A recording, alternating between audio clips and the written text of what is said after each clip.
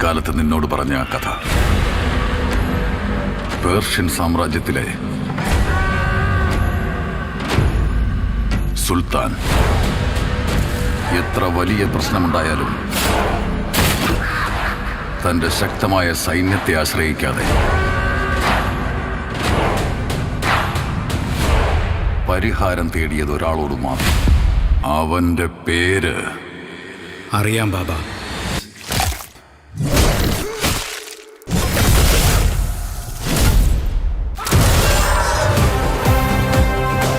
സുൽത്താൻ ആഗ്രഹിക്കുന്നത്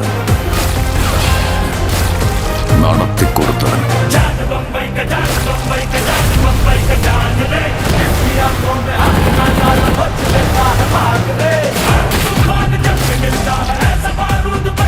സുൽത്താന്റെ എതിരാളികളെ നിഗ്രഹിക്കുന്നവൻ.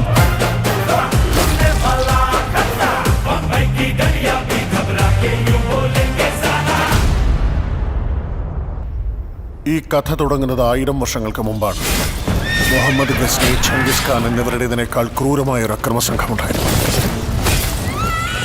അതിലെ ഗോത്രങ്ങൾ നൂറ്റാണ്ടുകളോളം പരസ്പരം എതിർപ്പുകളില്ലാതെ ജീവിച്ചു. ഒരു കൊടും കാടിനെ അവർ കോട്ടയാക്കി മാറ്റി.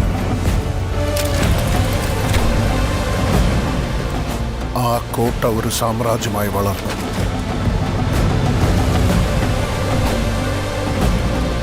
എനിക്കുയിരുള്ളപ്പോൾ തന്നെ എൻ്റെ മകൻ വരദരാജ മണ്ണാറെ ദൊറയായി കാണണമെന്നാണ് എൻ്റെ ആഗ്രഹം. ഖാൻ സാറിൽ കാൽക്കുലേറ്റർ വെച്ചുള്ള കണക്കുകൂട്ടലുകൾ വില പോവില്ല. ഖാൻ സാർ ചുവന്നെരിയണം. നമ്മുടെ മണ്ണാർ ആർമി ഗേറ്റിനടുത്ത് മാത്രമല്ല, ഖാൻ സാർ മുഴുവൻ ഹൈ അലേർട്ട് ആയിരിക്കാൻ പറയൂ. സോറി ഭായ്, ഞാൻ പീസിലെത്തും.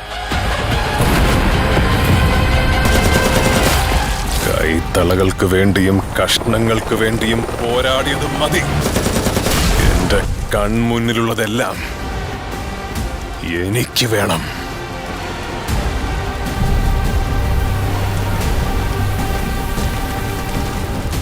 എന്നെ ആരും തൊടാൻ പാടില്ല.